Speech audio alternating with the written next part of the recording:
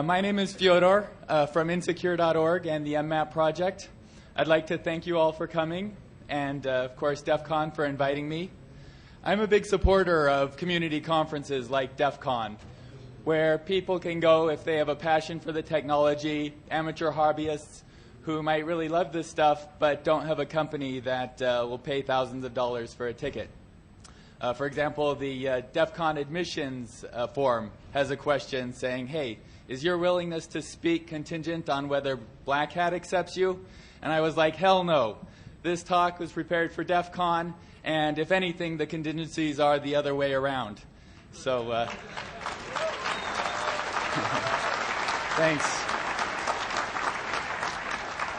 Anyway, I'm very glad to be here, and I first want to warn all of you that this talk is not about cross-site scripting attacks on social networks or hijacking Twitter feeds or anything like that. It's about port scanning and more port scanning. And if you don't like port scanning, the next 50 minutes are going to be your worst nightmare. Because for me to talk about something else would be sort of like Dan Kaminsky doing a talk which doesn't involve DNS in some way. I mean, sure, I may throw in some OS detection or Nmap Scripting Engine action, just as Dan may take his DNS and use it to tunnel YouTube in order to rickroll some poor schmuck.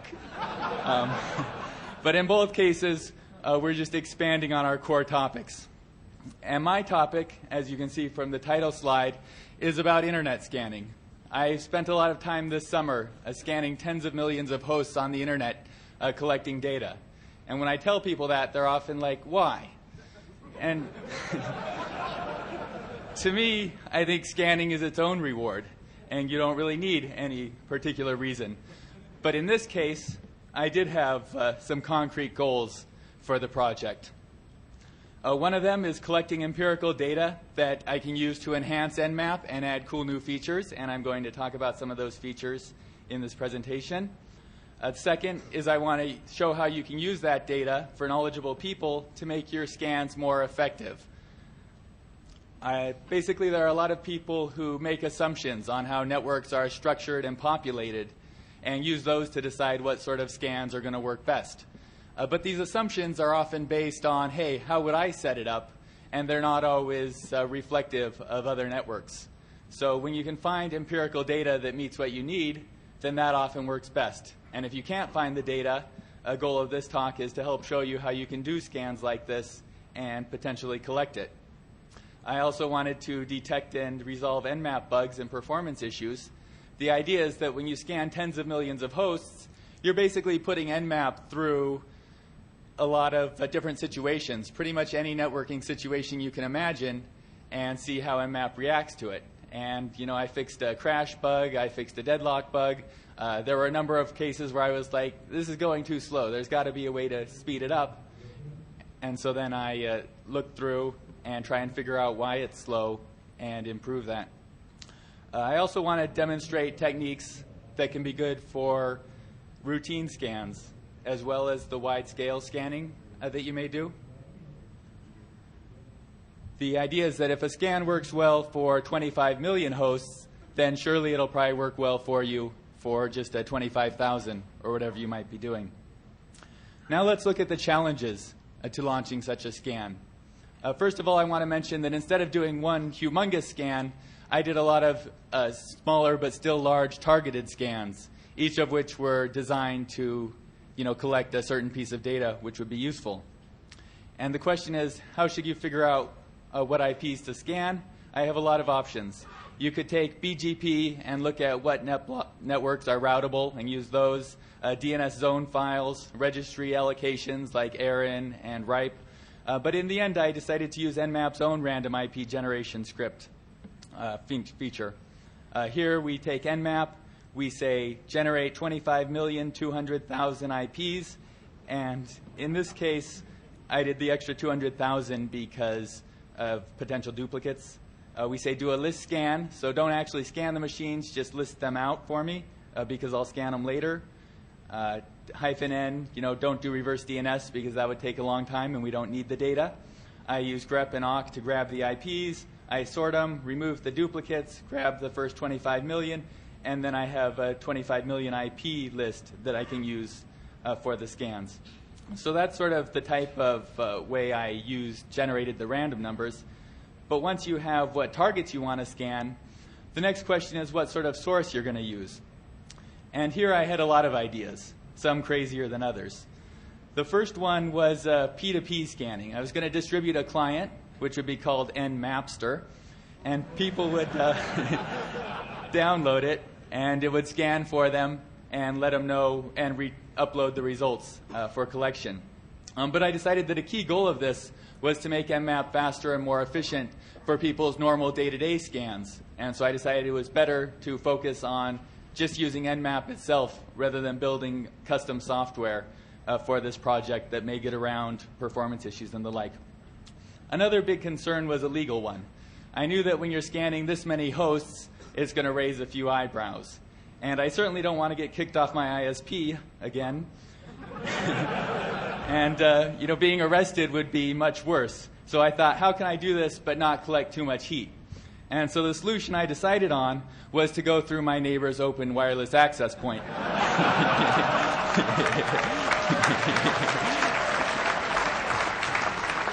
No, I'm just kidding about that. I decided it would be completely unethical and inappropriate, and she didn't have enough bandwidth to make it reliable.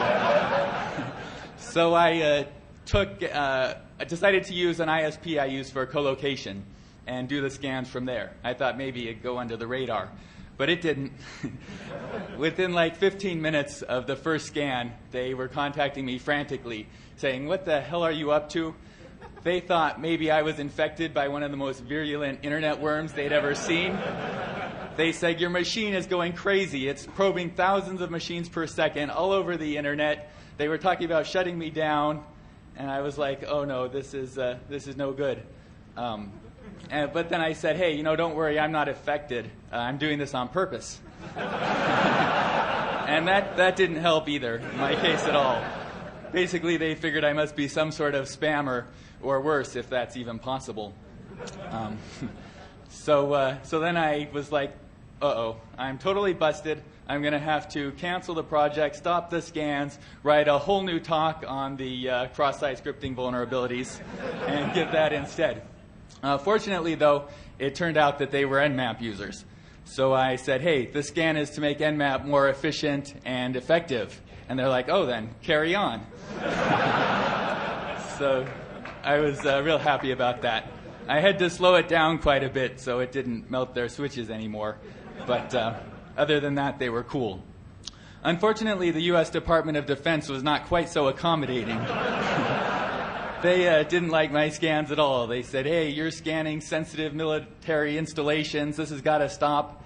And I thought, hey, I'd be happy to use Nmap's exclude file option to skip those networks.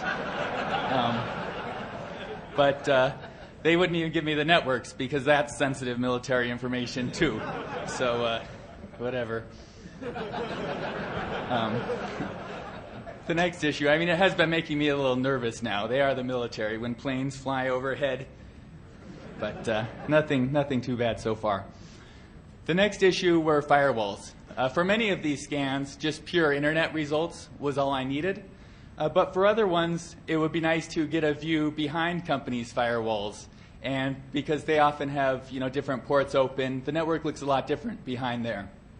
And I'm happy to say that I was able to get through a number of these firewalls, not through some sort of advanced fragmentation attack, but I used a technique known as asking them for the data, which works pretty well, at least with some of them. But there are a lot of big companies who scan their networks every day with Nmap, and we're happy to contribute some data to make it work better.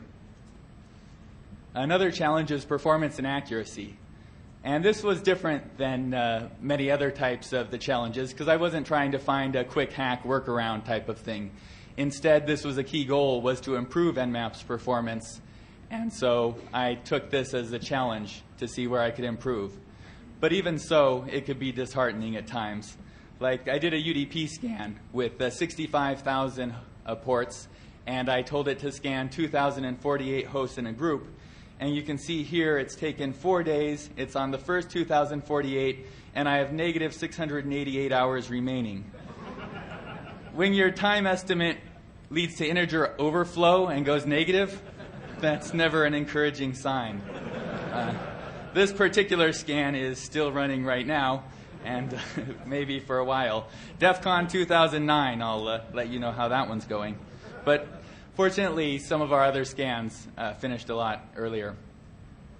So that's sort of the introduction to the different scans we were doing and why. So now let's get to some more practical advice that can be concrete details and let you know how you can use this to help your scans. And a good first place to start is host discovery, because the first thing you want to do in network reconnaissance generally is host discovery, where you scan the network and try and figure out which hosts are actually available on the internet, on the network, so that you don't waste a huge amount of time scanning IPs that have no host listening on them at all. But a challenge there is deciding what methods to use for discovery.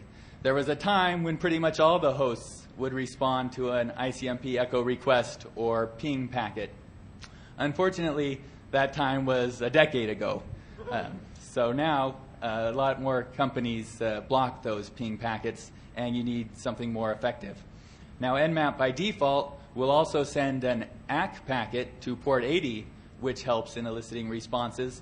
But even with that, I don't think it's comprehensive enough if you're scanning the internet or even some sorts of internal scans. So let's look at some of the different methods that you can use. TCP, we have two types of probes. We have the SYN probe and we have the ACK probe. And they're both useful against different types of firewalls. The SYN probe is likely to get through stateful firewalls when they're configured to allow incoming connections, because they'll say, hey, this is a SYN packet, it's initiating the connection, let it through. But those same firewalls, if you send an ACK packet, they say, hey, this doesn't correspond to any existing connection, it's not acknowledging any legitimate data, so they'll just drop it and it'll be ineffective. However, against stateless firewalls, you have the opposite problem. They may try to block incoming packets to certain ports, and they look at the SYN flag to detect that it's an incoming packet, and they'll drop it. However, you send the ACK packet against those ones, and they have no way to know. They have no state to say whether there's an established connection there or not, so they have to let it through. So I have a quick example we can do. Basically, let's say we're going to do Nmap, do a ping scan. We're going to do a SYN probe to port 80, no reverse DNS, and this time we'll just use sun.com. And it responds pretty quickly and says the host is up. So we got a SYN ACK or a reset back. Now we'll do the same one with an ACK probe against the same host, and it takes a bit longer, and eventually it times out and says no response was received. And so you want to think to yourself, hey, is their firewall a stateful firewall, or is it a stateless firewall? And if you think about it for a minute, you'll hopefully come to the conclusion that it's a stateful firewall, because it allowed the SYN packet in, but the ACK packet, it was able to detect, hey, that's bogus, I'm going to block that sucker. So now let's say we've seen the SYN probes and the ACK probes, and the question is, which one do you want to use? Because the SYN probes work against some hosts with the stateful firewalls, but the ACK work against others. And the answer is that, hey, this is not an either-or situation. You should use both probes against various ports to have a maximum chance that at least one of them will get through and generate a response that proves that the host is online. So then the next question is, what ports should I use? You have 65,000 options there, and you often don't know which ones are going to work best.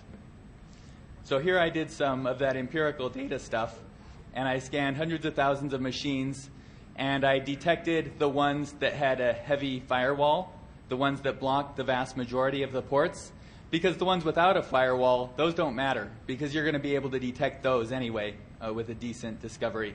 It's the ones that block all but a few ports that are hard to find. And so out of those, I looked at the most commonly responsive ports. They don't have to be open.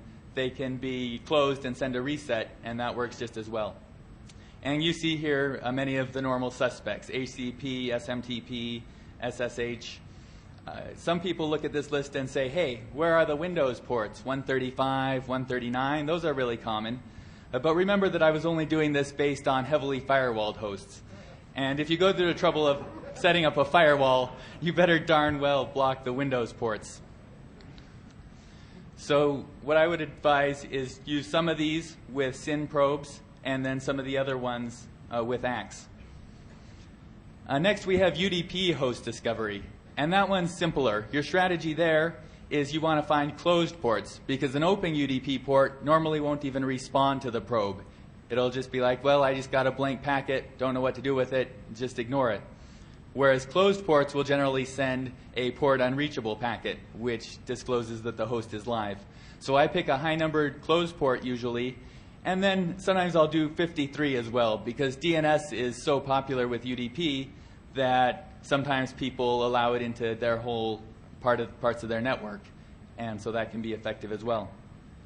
There's also ICMP host discovery methods offered by Nmap, and here the thing is, some administrators, like say Google.com, will say we're going to explicitly allow echo requests because we don't consider ping packets a threat, but only hackers use netmask request and timestamp request, so we're going to block those. However, you also have administrators who kind of do the opposite. They say, oh, I don't want those evil hackers to be able to ping me, so they'll block the ping requests, but then they'll forget that you can do the same thing with these other two. So my suggestion is usually do an echo request plus one of these other two. Normally works pretty well. We also have a new feature, relatively, called protocol ping, which basically sends IP packets with various protocol headers and tries to expect a protocol unreachable message if the host is live. And that can be useful. I haven't actually done the test to see which protocols are most commonly useful for this particular type of probe, but by default we do ICMP, IGMP, and IP tunneled in IP. So now I've talked about a lot of different discovery techniques and which ones you might want to use, but your question might be, really, how valuable is this? It's going to take longer to scan if you add a bunch of discovery techniques, and so you have a legitimate question in how much of a difference will it really make. And again, instead of just guessing or making assumptions, a good thing to do is test. In this example, I generate 50,000 IPs, and then you can see I use the default ping scan, and it chugs along, and it finds 3,348 hosts up in about 1,600 seconds, which is about 27 minutes.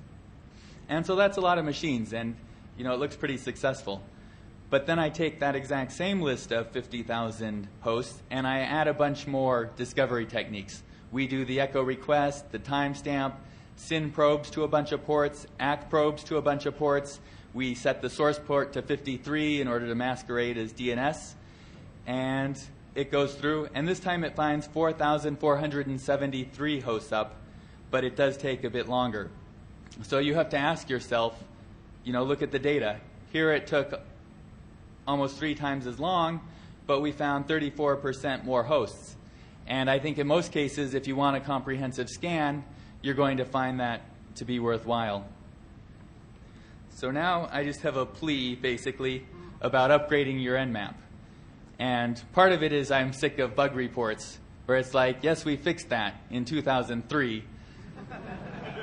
There are a lot of people who just don't seem to upgrade all that often, and then they complain. Or they'll say, hey, the problem with Nmap is it's obsolete.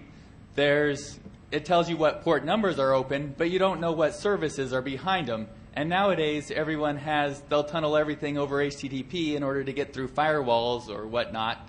And it's like, hey, we added version detection in 2003, just upgrade. In addition, I made a number of improvements to the performance of the system recently, which you'll find valuable if you upgrade. And then the question is, what version should you upgrade to? Version 4.68 is the latest release on our download page. If you want to get even newer, we have our Subversion source code repository releases, and you can find information at this URL or just go to the web page and you can track it down. But for all the goods in this presentation, you'll want to use the BHDC08 Black Hat Defcon release, which you can find at this location. and that contains the top ports feature and some of the other ones that I'm going to be talking about.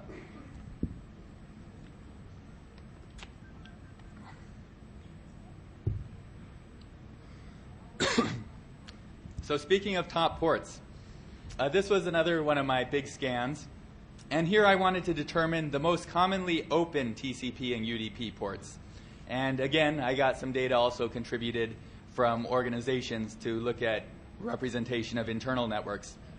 And then I took that data and I augmented the Nmap services file, which lists all the services known by Nmap. And that enabled me to add a number of cool features. First, let's talk about the default scan ports.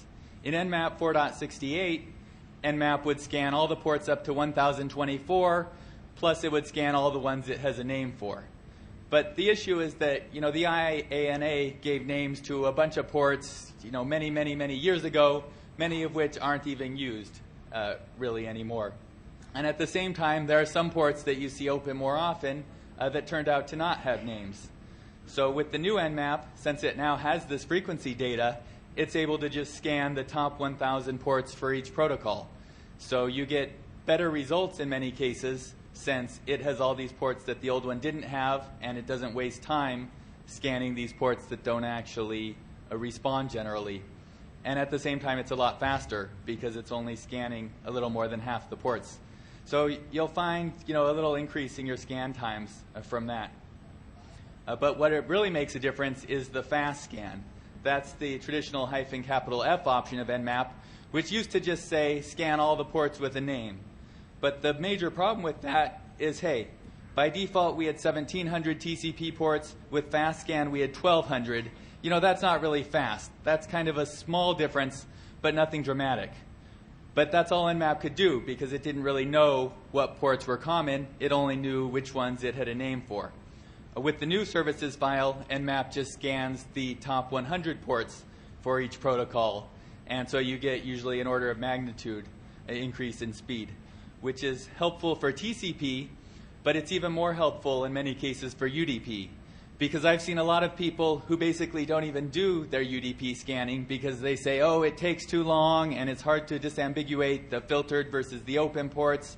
And so they just pretend it doesn't exist. But the attackers aren't going to pretend it doesn't exist. And so it's really important to figure out what's going on with this protocol. And now let's look at an example of the difference that this makes. Here I'm doing a scan. I say SU for UDP scan, V to do the version detection. And that's important for UDP scans because of that open versus filtered problem. Normally when Nmap gets no response, it doesn't know if the port's filtered or open. And in the case of scanme.nmap.org, that's the case with all of the ports. So it's like, great, I got a report that said all the ports are either open or filtered. That's no good. And so with version detection, Nmap has a database of probes it can send to each port and hopefully get a response which proves without a doubt that the port is open. I say do a fast scan, use aggressive timing against this machine that I maintain for people to scan. And with 4.68, that took 1 hour and 2 minutes. It did find the right data, but that's still a long time to wait. With the Black Hat Defcon release, that same command took 6 minutes and 29 seconds because it was only scanning, the most important ports, and it knew what those were, and it did find the open port. Then I optimized a bit more. I said also add the version intensity 0 flag, which says only send these UDP probes for protocols that commonly listen on a certain port. So for 53, it'll only try DNS. For 161, only SNMP. And with that, that reduced the time to 13 seconds. So the moral of the story is, hey, if you know what you're doing, know what data you really need, you can optimize your scan a bit and make it a lot faster.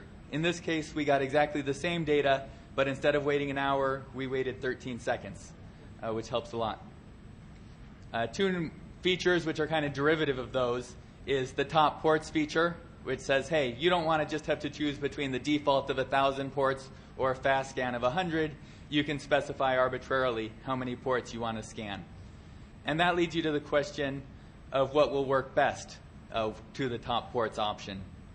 And so I used empirical data again to say, out of all these big scans, how many of the open ports would I have found with different top ports values. So if you just scan the top 10 ports, which just goes really, really lightning fast, you get up almost half the TCP ports. With 100, which is the fast scan, you get 73% of them. Whereas with 1,000, which is the default, you get 93%. So that's pretty good to get 93% of the ports, but you're only scanning less than 2% of the total 65,000 port space. So what I think a lot of pen testers will do is say, hey, I'm starting this engagement, but I need some data to start with. So they'll start a fast scan to scan the top 100 ports really quickly and get that data and start working on it. And while they're working on the initial data, they'll have their super comprehensive, all ports, no ping scan going. And then at the end of the scan of the big one, they can just diff the results and see if there were any new ports that the initial quick scan missed. Just in case you're interested, these are the top 10 open TCP ports I found. This differs from the previous chart because that was just responsive ports that could be open or closed. 80 is the top, no surprise. As a security guy, it's kind of depressing to see Telnet open more often than SSH.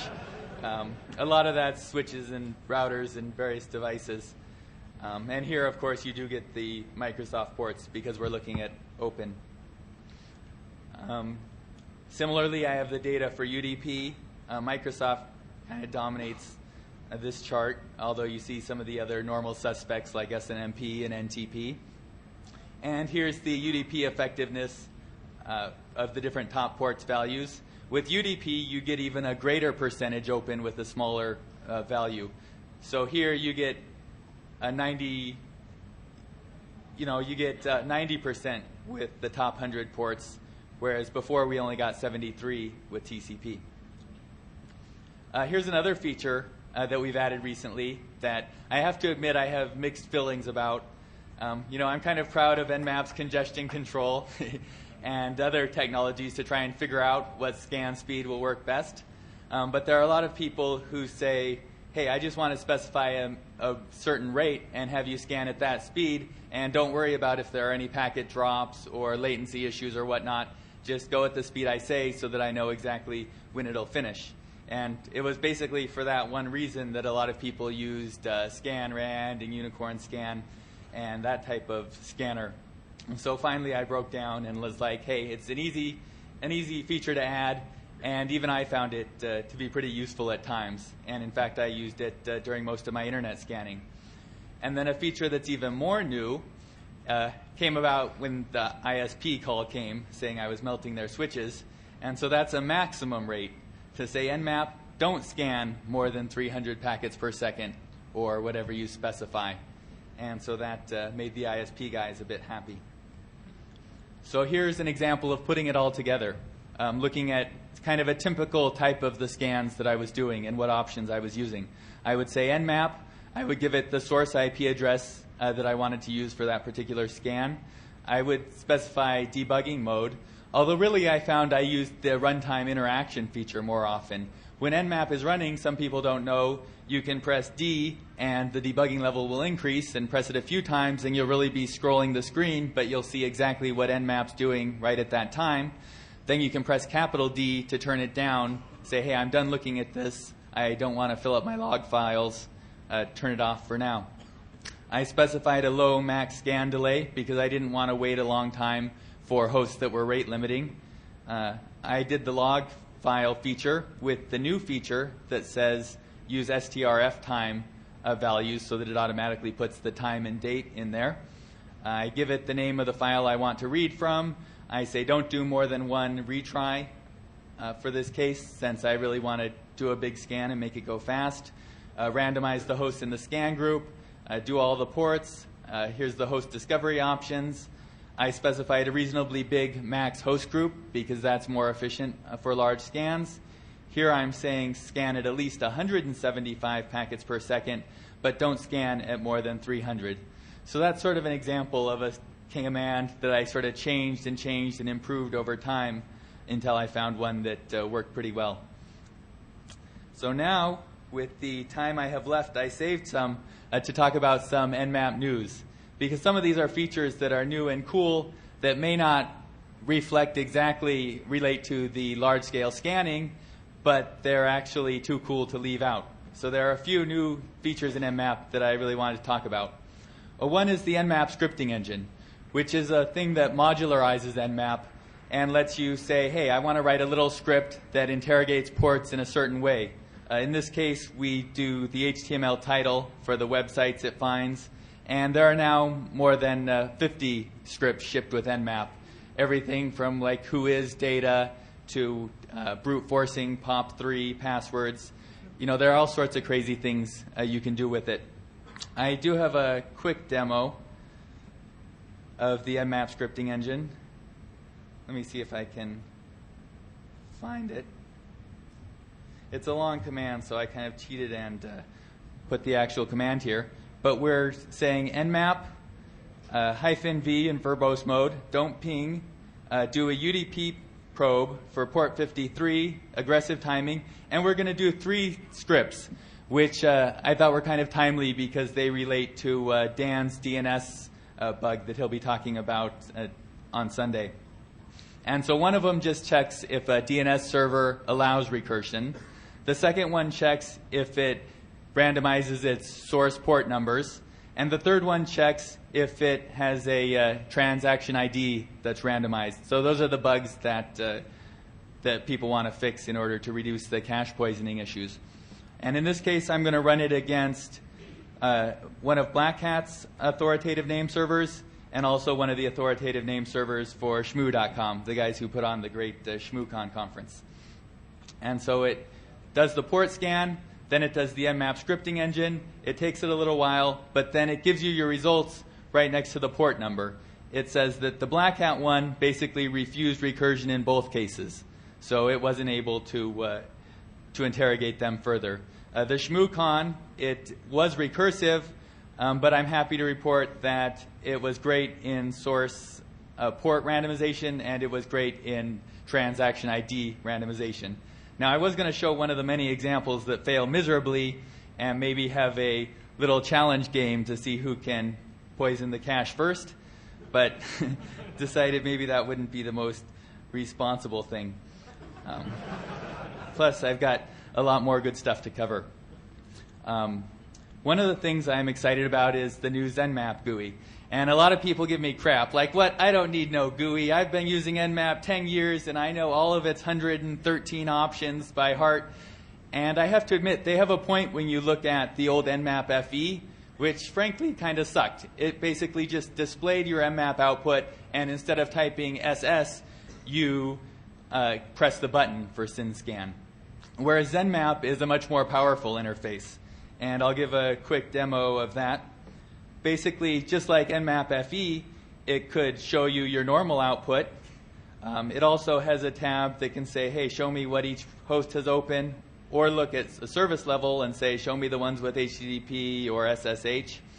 And then it has a new experimental feature that we're adding, and we only have in the subversion right now, which basically says, hey, if you're going to call the dang tool Nmap, network mapper, it ought to at least draw you a map. Yeah.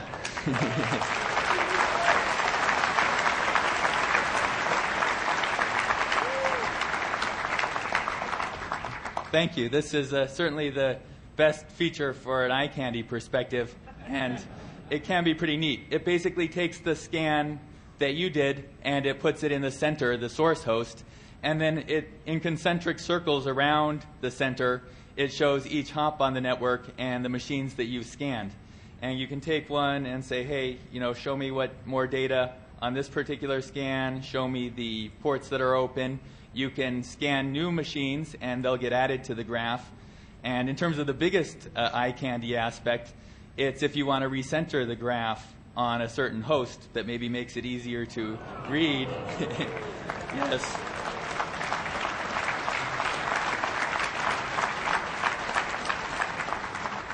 So maybe once in a while that'll convince people to actually open the GUI and try it out. It also has a side benefit for me, which is there are a lot of Windows users out there who have no idea how to do a command line scan or what command line even means. I get so many mails saying, hey, I double-clicked on nmap.exe, and it put this strange black box on the screen, which then disappeared. Obviously, Nmap's totally broken. So maybe this will help them. But on the other hand, maybe those people shouldn't be using Nmap at all.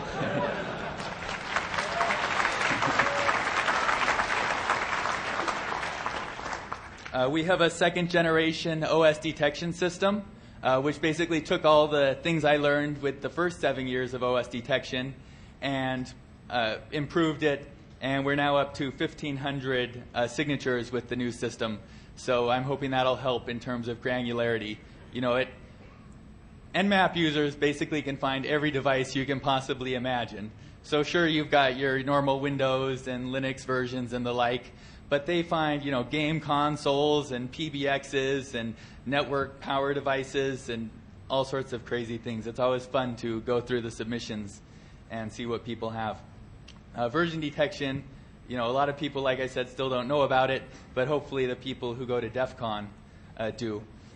A feature that is sometimes not known as well as it could be is the reason feature. Basically, if Nmap tells you, say, a state is filtered, you don't necessarily know, is that because it sent me an ICMP host unreachable packet? Is that because it got no response? Well, the way to figure out what Nmap's doing more is use ---- reason, and then you can see, hey, this one's open because we got a synac, this one's closed because we got a reset. And that's a real good way to help understand what Nmap's really doing. And when that doesn't give you enough information, there's the packet trace option. So say in this previous scan, I wasn't sure whether port 25, mail, and 113, is it the destination host that's sending those reset packets and I'm actually reaching it? Or is it a firewall sending some of them in between? Or is it a different case for each? Well, by looking at the packet trace option from a quick scan of just those two ports so you don't flood your screen too much, you can look at things like the sequence number and Windows number, what options they use, IP ID, and that can often help figure out if it's the same host in both cases sending the packet, which can be useful when you're trying to understand the firewalls and filtering systems in place. Advanced trace route, you know, it's trace route, which isn't all that exciting, but at least it does it better because Nmap already knows what sorts of probes are likely to get through, and it's also faster because Nmap can do it in parallel. I made a number of performance and accuracy improvements. There's a whole section on the man page showing all the different options you can use and what might help. TCP and IP header options lets you specify things like source routing, the record route option. And some of you might be saying source routing. Maybe that worked 15 years ago, but come on, there's no way that would ever work nowadays. But that's actually proved untrue in a number of cases. I was talking to a guy recently who was doing a test of a network, and he was, I guess, in their conference room or the like, and he was on a separate VLAN that could only contact a series of servers on their network, but he couldn't contact all the client machines for the company, just basically a little DMZ they enabled that they allowed access to from the conference room.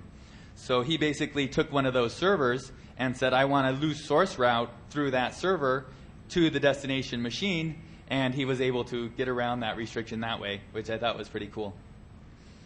Another neat feature is called Ncat, and I shouldn't call it a feature because it's actually a whole new tool that I hope to ship with Nmap.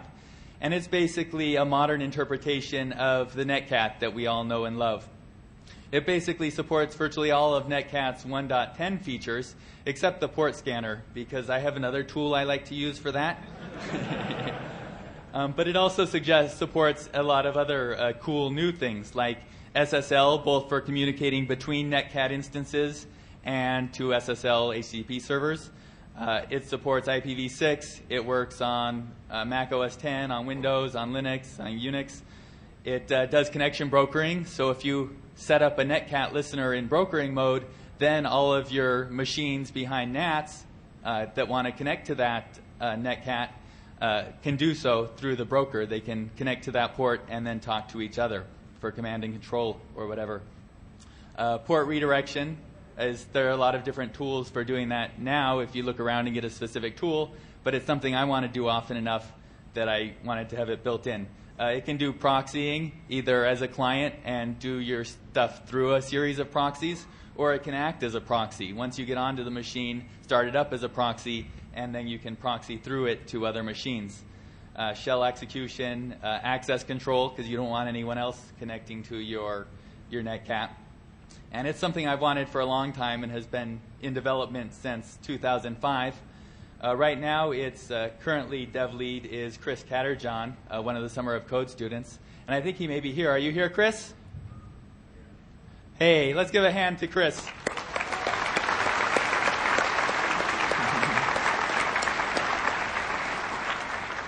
Chris has also added a lot of the other features I demoed, particularly the IP option ping discovery mode. That was his idea, and he put that in. We have Ndiff, which is a simple tool, but it does something that a lot of people have wanted for a long time, which is taking two scans and diffing them. So say I run a company network, I scan every day all the hosts. In my cron tab, I can then call Ndiff and say, mail me the changes since yesterday.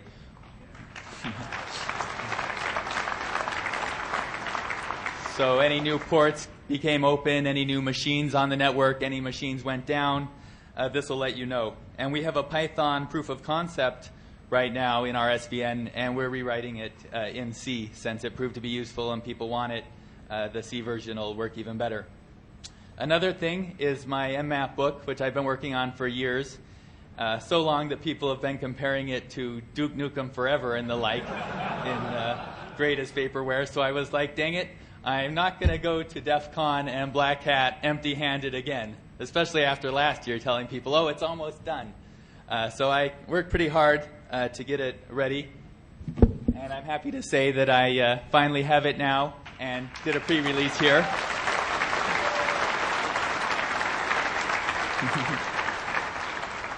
Thanks. I hope it does a good job at not just telling you what options there are for Nmap, but also how to use them effectively to scan your networks. And so I last minute printed 170 copies and brought them here so I could tell people about them in my talk and they could go pick them up. But I'm afraid they were sold like after an hour this morning. And so they're all gone now. But I hope as soon as I can, I'm going to get it on Amazon and the like. And also half of it is already available online for free at nmap.org/book. And that's also where I'll be putting the details of the launch of the book. And you can also join the Nmap hackers list if you're not a member. It's a pretty low volume list. I think I've sent 3 messages this year as opposed to Nmap Dev, which gets thousands of them. But Nmap hackers you can join, and I'll send you the latest news when it's ready. I also wanted to do a slide because sometimes I get way more credit than I deserve for Nmap just because I created it way back. But it's actually a project that's very fortunate to have tons and tons of contributors, and I couldn't do it without them.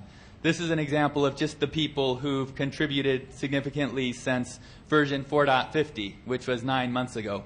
So you can see that the Nmap project is really lucky to have a lot of volunteers who help out greatly.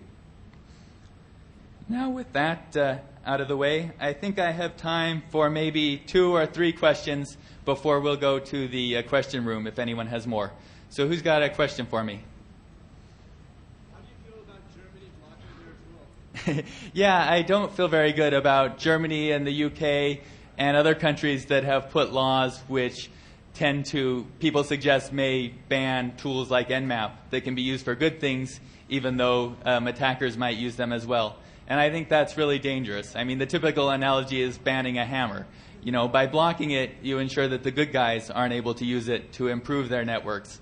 And personally, since I like to give talks in places like Germany and England, that can be a potential issue, because I'd hate to get busted in Germany, and these laws say things like, what's it designed for? What's the motivation? And so how do I convince a judge that my motivation was good when, I can't even read German to read the law? So those are definitely a scary issue and thing that I'm glad that groups are trying to fight even though we've had some losses there. Do I have another question? I can hardly see because of a giant bright light shining at me. The minus reason option. Oh. Does it add overhead, or is it just reporting what you were already storing in memory?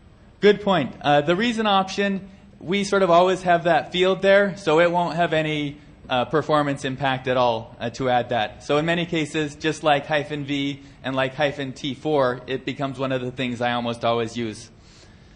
All right, so if anyone has any other questions, I'm going to be in room 103, which is just across the hall, and I'd be happy to answer them there. Thank you very much.